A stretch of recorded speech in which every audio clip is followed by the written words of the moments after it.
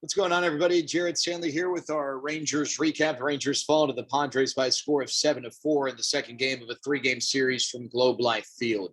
To me, I don't know if this is the biggest thing, but one thing that really stood out is when the Rangers brought in Josh Sborz to pitch in a critical situation, a one-run game in the seventh. This is not a knock on Josh Sborz. I think Josh Sborz actually could turn into a really nice reliever, but the reality is that Josh Sborz has made 15 prior big league appearances over the last 3 years.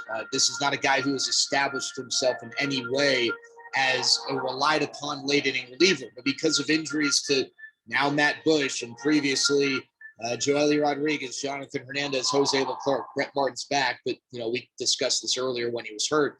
The bullpen has thinned out a bit, and it's put the Rangers in a position where they have to give these guys high leverage situations. And so with that being the case, you got to live and die with the reality that some of these guys are going to be inconsistent, as a lot of young relievers typically are. And that's sort of what went down. It wasn't the sharpest performance for Josh Sborz. Jordan Lyles is an interesting night. He just wasn't as dominant from a swing and miss standpoint. He only had one strikeout, only got 5 swings and misses.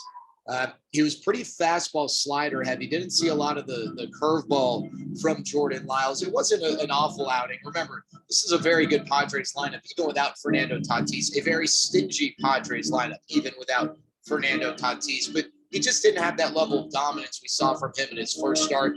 Wes Benjamin, I thought, was good. He made one mistake, a cutter right down the middle to Trent Grisham that he took out to right for a 2-run home run that put the Padres ahead by a score of 5-4.